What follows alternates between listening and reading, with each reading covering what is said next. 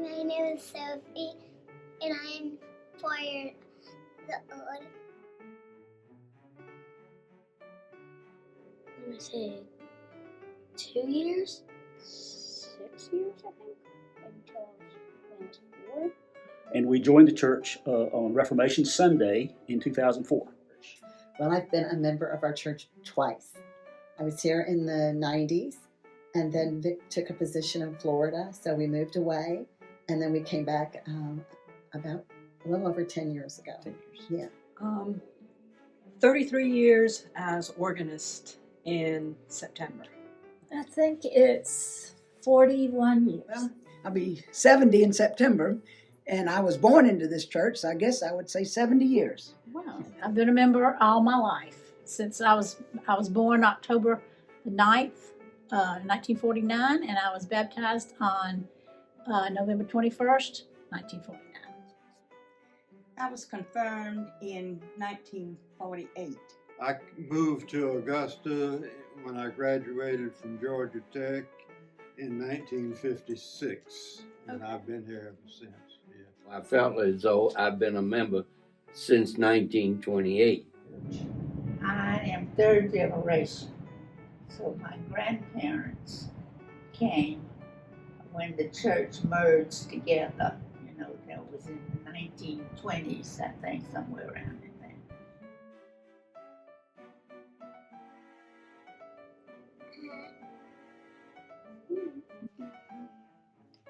We play over there with stuff with elevator where we go up.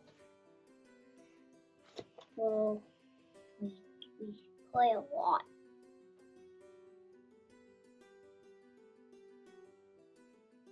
It's been built for a long time. It's the 100th anniversary, and it's been over 100 years.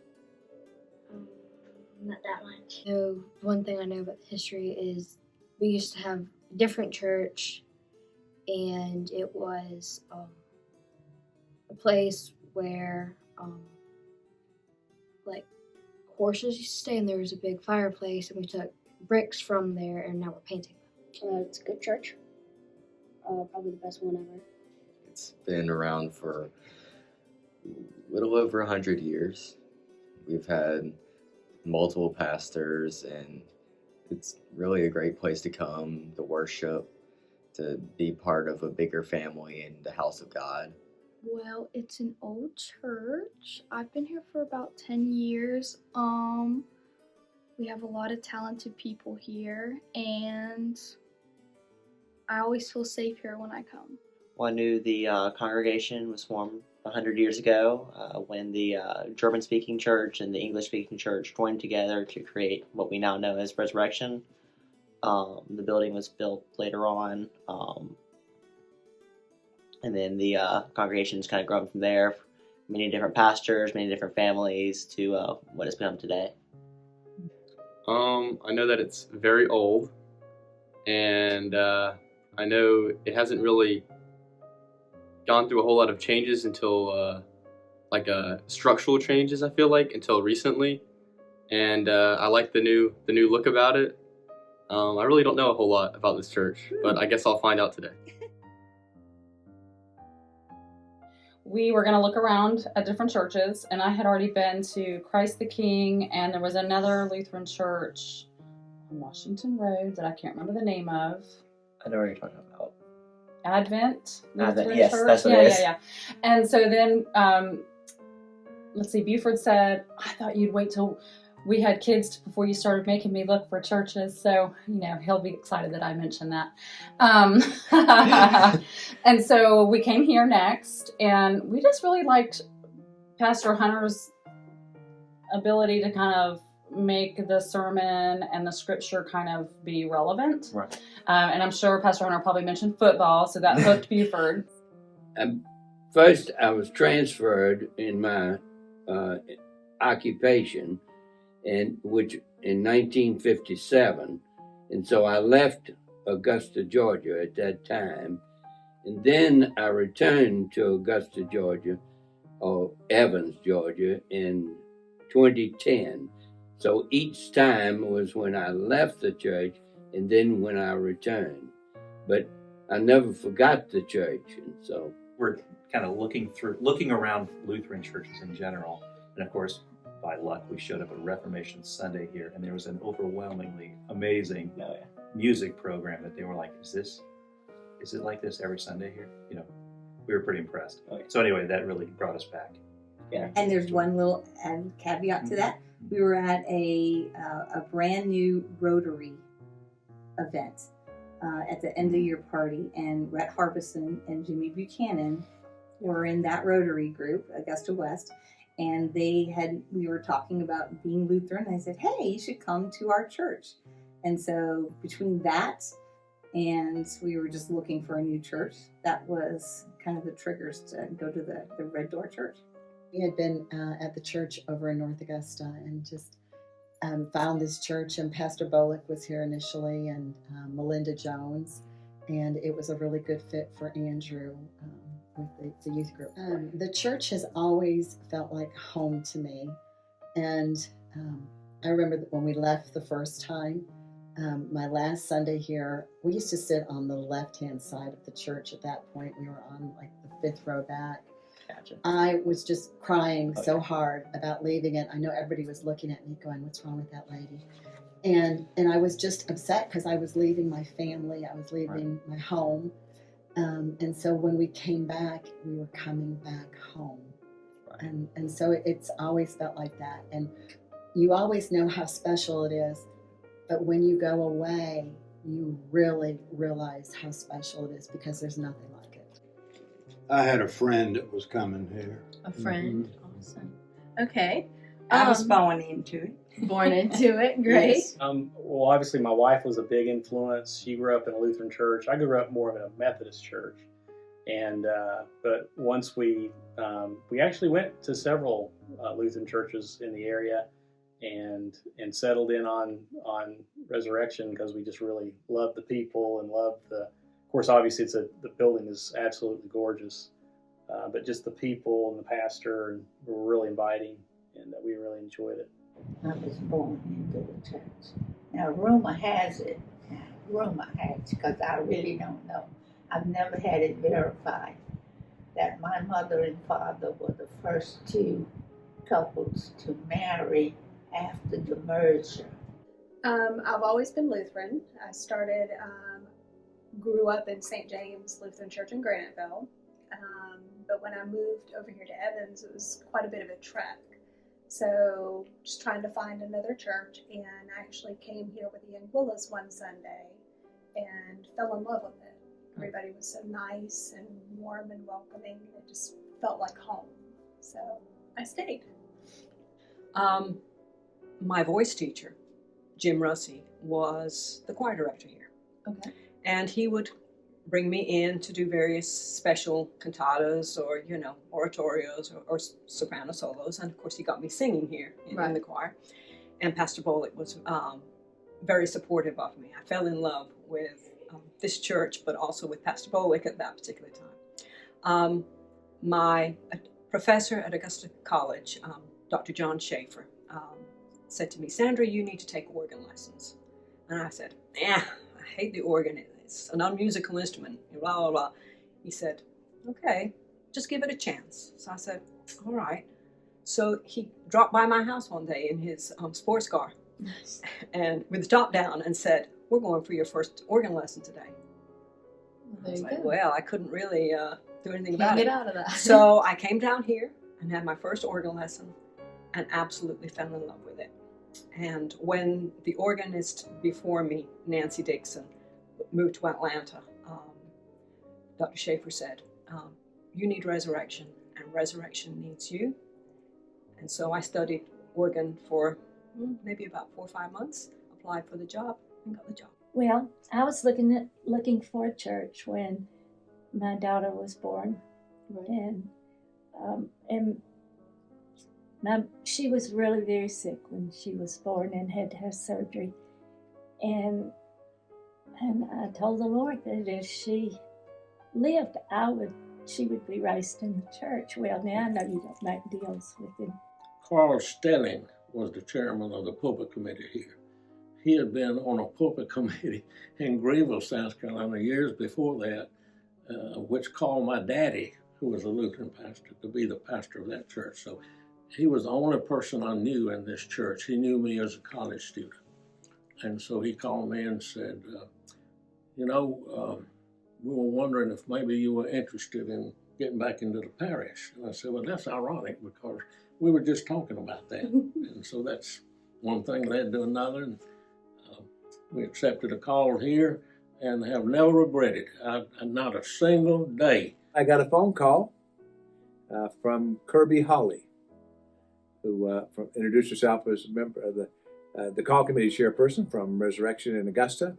And she asked if I might be interested in talking to the church. And so we started talking because the following, the next year my second daughter would be entering high school, and we certainly couldn't move once she started high school. So we thought, well, we'd take a look. And so we came down, and here we are. And we have loved every minute of it. Getting quiet. Well, when we got inside, me and my brother, we played tag. People singing. The singing and seeing my family. Well, I really like the the Christmas program that we have every year. And then like singing and bells. I like singing and bells and doing it with all the kids. I like singing in the service choir for Mrs. Pritchard. It's just really fun because we all have lots of fun just singing together and stuff. Then I have to say the choir. I love singing. I love listening to the choir when I'm not singing. It's just something I can kind of connect with emotionally, and then helps strengthen my connection with God.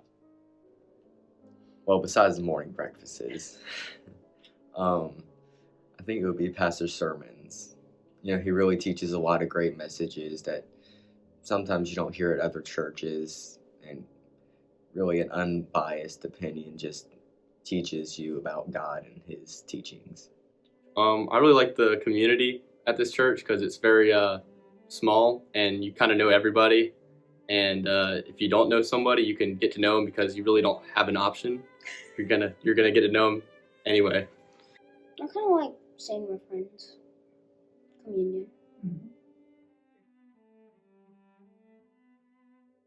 It would probably just be something that happened with Pastor, who helped me through a really difficult time when my dad was ill, and David Harbison was part of it, and it would just be that, and they're just absolutely amazing men. Personally, it was my wedding. I'm guessing. Of course, both my girls were baptized here and confirmed here, and so I do remember my confirmation very well. That was an exciting time, or seemed very important at the time, and to everybody else. And I remember a lot of older people who used to be members of this church, so I can remember them fondly. Even from when I was a young girl.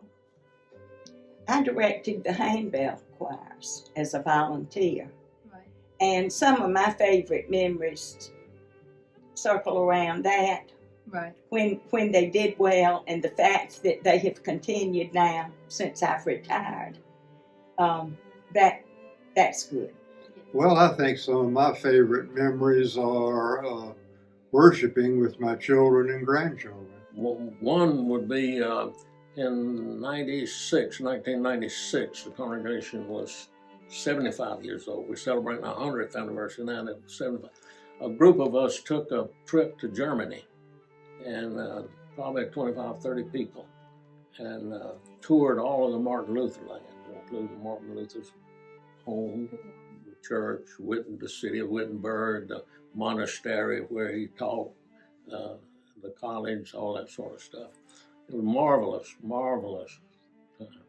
I guess the specific memory that it was when I got married, November the 18th, 1950. You got married here. I got married right here, and That is a very memorable occasion. And Pastor Horn, I can remember this so well, and it was a break for my mother-in-law, but he said he did not believe in decorating the church.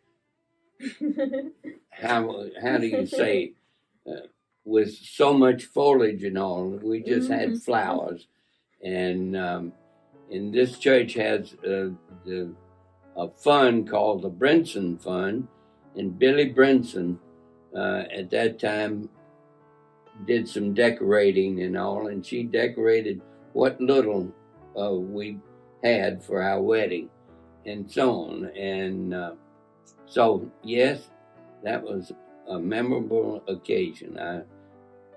Very well, which has been now over 70 years ago.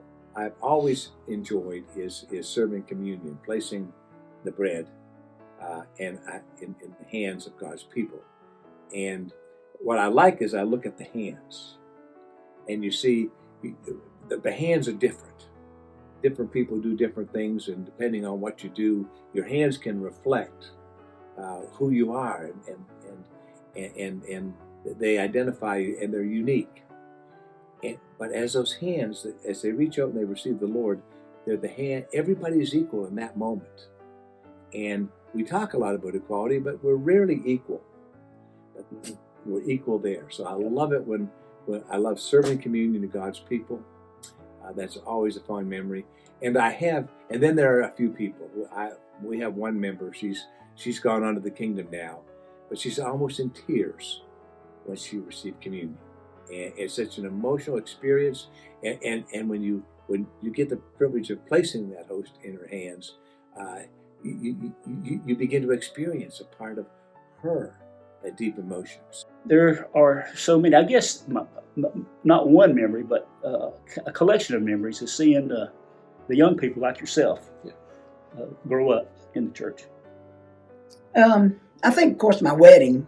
I'll be married 46 years next month in August, and then the birth and baptism of both of my children here at Resurrection, and then when Sandra Pritchard, our organist, asked me to play the timpani, because we have this beautiful timpani set, and she asked me if I would play it, and I said, sure, I'll give it a try, and that's been over probably 15 years. So I love that, and I do think the congregation enjoys it. I participated in Elizabeth Blatt's ordination because I was president of church council in it, and I had one line to say, but still, the bishop was here, and I really didn't feel like I belonged up there, but I did it. For me, it would be probably a Christmas Eve service, and the music, just it's beautiful the way the pastor brings the Bible down and all the ceremony and it's great to be part of it. So that's my. I would have ditto that. Yeah, I know. And we never agree on it. This is huge. Oh, you're gonna make me cry because I always cry when the kids are ringing or singing. So there's a ton of those memories, but that's just dear to my heart to see the kids like up there participating in church and being part of. I don't know. I tell them they're sharing their gifts with the congregation. Obviously, it would have to be my son and daughter.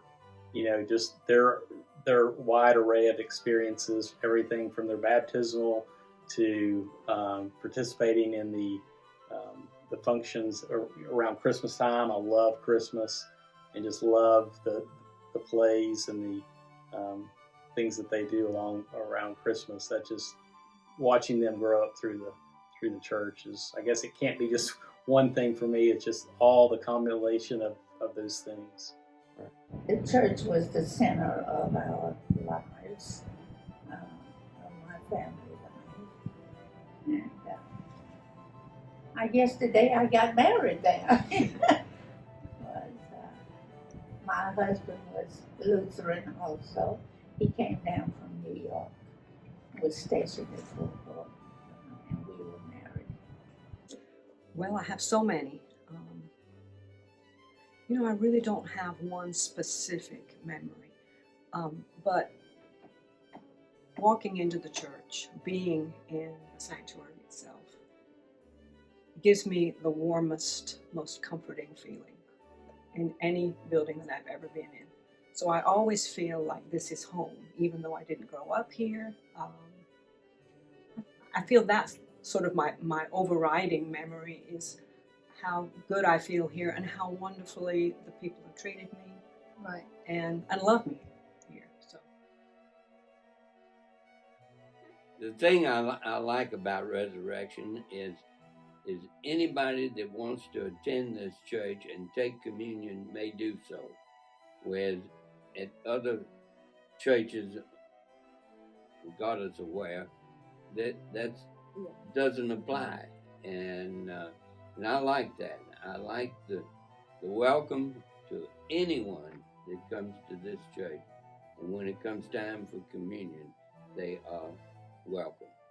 I like that. We've been to many different churches in the military, but I believe this particular church is definitely more open to visitors, and kind of open arm, make them feel part of the family right when they step in the door, rather than kind of you're a stranger, so let's get to know you a little bit over time.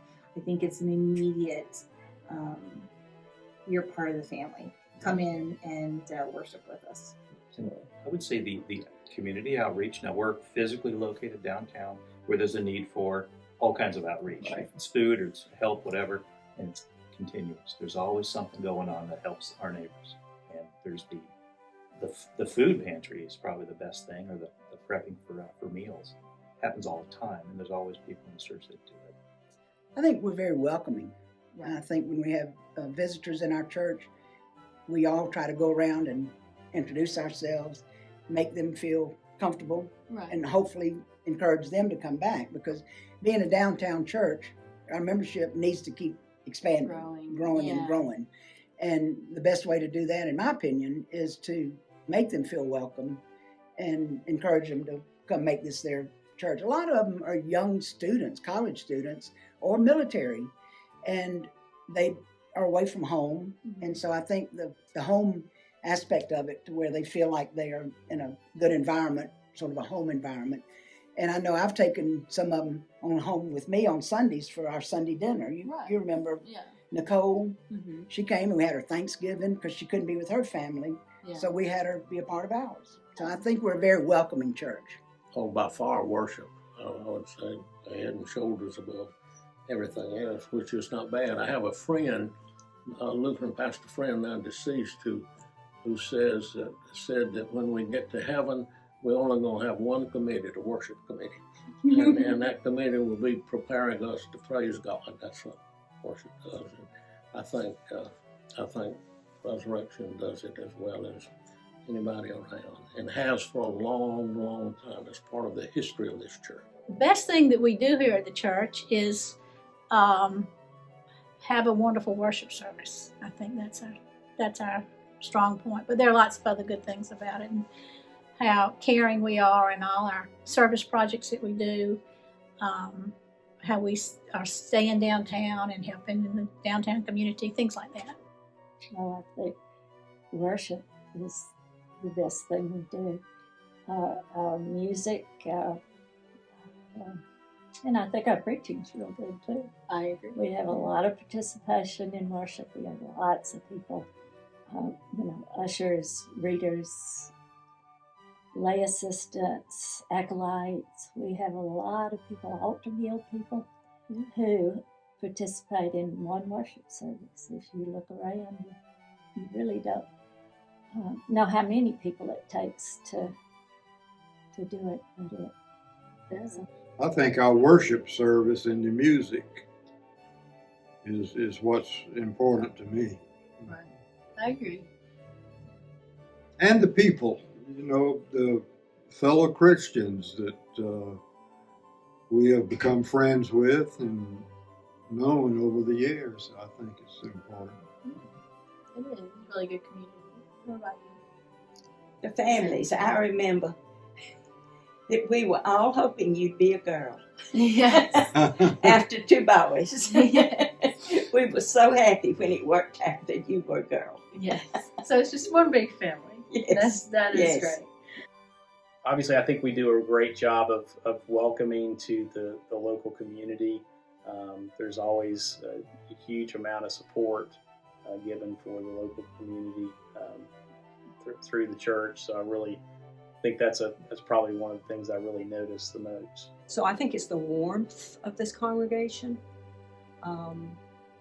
People have just been just so warm and welcoming to me here. And I've gotten so many good friendships and relationships here. And of course, my choirs are very special to me. My youth choir has always been an important part of something that I've created here. Right. And so, yeah, memories of children growing up and becoming in the youth choir, just like you, and then going off to college, and then at Christmas time and various other times coming back and still being a part of the choir. That's special to me. Yes. I guess people would say I would be conceited if I said that music is the most important part for me too. But it's not just about me. It's about you, and it's about everybody up in the choir loft, and it's also about the congregation. I mean, we're a church that sings. I have served at other churches where there is no congregational support whatsoever. I just feel like we're just so energetic on Sunday morning. And, I'm glad to be the instigator of that to a certain extent, but it's not just all about me. It's all of us together.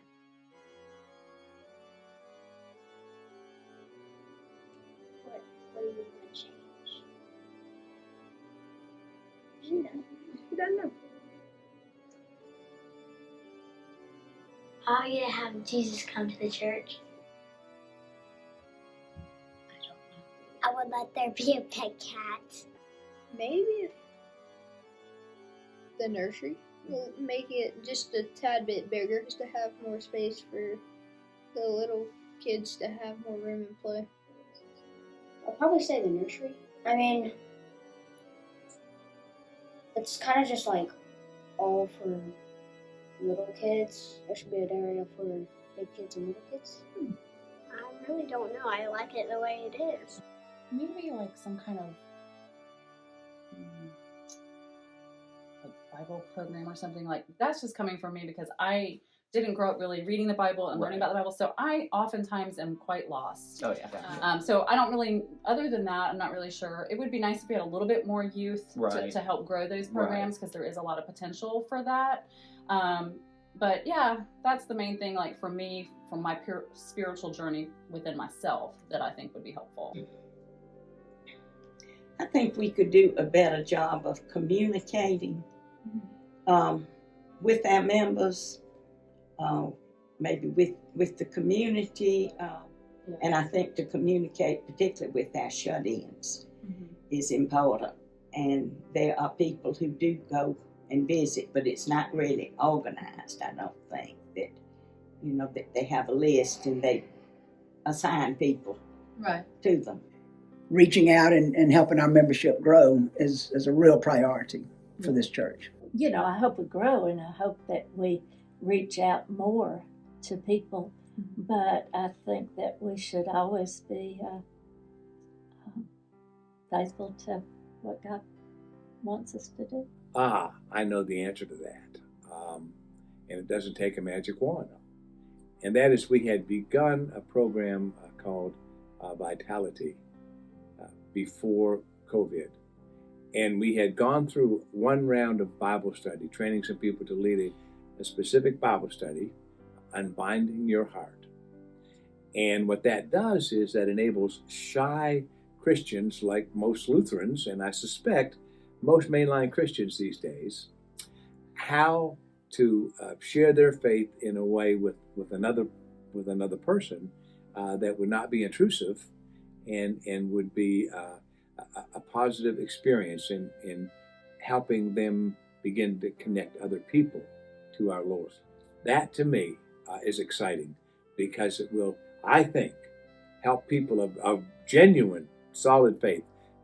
The thing I can tell you about this church and really my experience with Lutherans is we're a little on the shy side when it comes to talking about ourselves. But boy, oh boy, when you need them, the Lutherans are there, and they're there to help. And they're really good folks.